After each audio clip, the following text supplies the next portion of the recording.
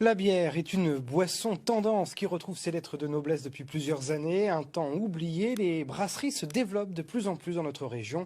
À Reims, une microbrasserie a ouvert en plein centre-ville, un lieu insolite qui mêle un bar et un espace culturel. Rencontre avec le propriétaire des lieux. Voyez ce reportage de Perrine Kettels et de Valentin Cruard.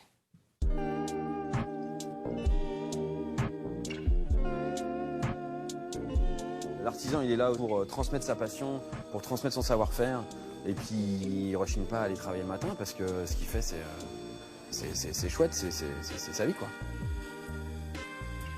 Je m'appelle Yves, j'ai bientôt 35 ans, je suis rémois et j'ai créé ma microbrasserie dans le centre-ville de Reims.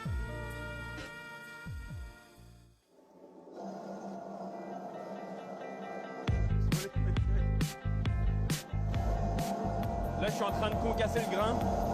Ça va nous permettre d'avoir une espèce de farine grossière. Ça va permettre justement de bien mélanger les céréales avec l'eau. Et c'est ça après qui va infuser dans l'eau pour avoir du sucre et de la couleur et des arômes de céréales en fait. Voilà. Généralement, quand je commence à brasser, c'est vers 6-7 heures du matin. Quand on est artisan, c'est ça.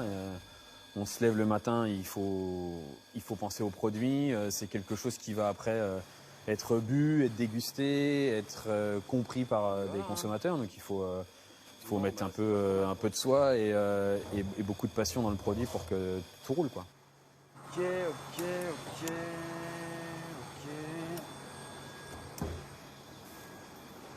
C'est juste du pain. Invendu des grandes surfaces qu'on a congelé et là on va le mélanger aux céréales et le pain en fait va apporter aussi des sucres, de l'amidon et ça va me permettre de substituer un peu de céréales. L'idée c'est aussi un peu de se dire qu'il y a trop de gaspillage alimentaire. Il y a 306 000 tonnes de pain qui sont gaspillées chaque année, jetées. Et donc là l'idée c'est de se dire je vais prendre du pain, je le récolte et ça va me permettre de substituer à mes matières premières de base.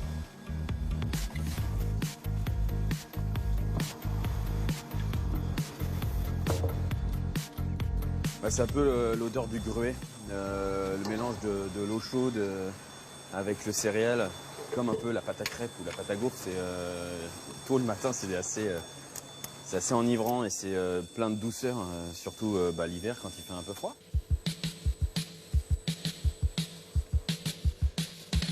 Ça, c'est fermé.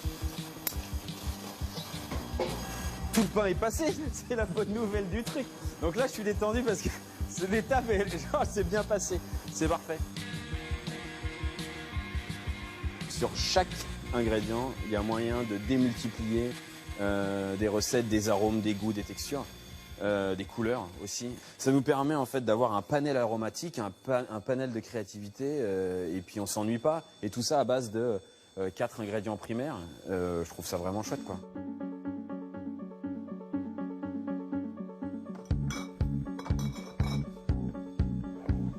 Je pense que c'est important quand la personne vient pour déguster une de mes bières ou achète une de mes bières, c'est qu'elle voyage. Elle voyage à travers les sens, à travers les arômes, les goûts, les couleurs. Et c'était important pour moi, comme pas mal de microbrasseries modernes, d'intégrer des artistes et d'avoir des illustrations qui racontent ce qu'on a voulu brasser et mettre dans la bouteille. Celui-là était plus sombre, celui-là est plus doré et celui-là est plus lumineux, quoi. Faudrait qu'on check les camps. Là, t'es sur le même papier?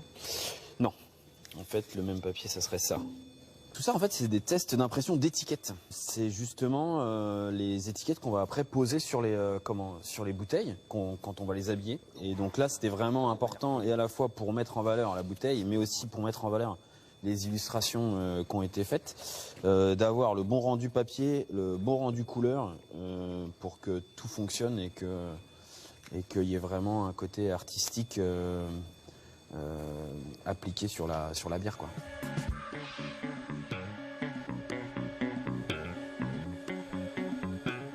Là, ici, on est vraiment dans la grande salle du lieu avec à droite la zone de production que les clients peuvent voir. Dans le fond, on a une scène qui peut servir de salle de concert. Et puis ici, on a vraiment l'espace bar-resto avec un bar avec une vingtaine de tireuses, la cuisine qui est par là et puis on peut accueillir une 50aine de couverts. Il y a beaucoup de familles qui viennent, beaucoup de bambins qui courent partout. Et c'est ça, c'est la convivialité. Le shed, c'est le lieu de vie de la microbrasserie. Et c'était important pour moi de pouvoir dialoguer, voir les clients et puis d'avoir vraiment un contact privilégié avec eux, quoi.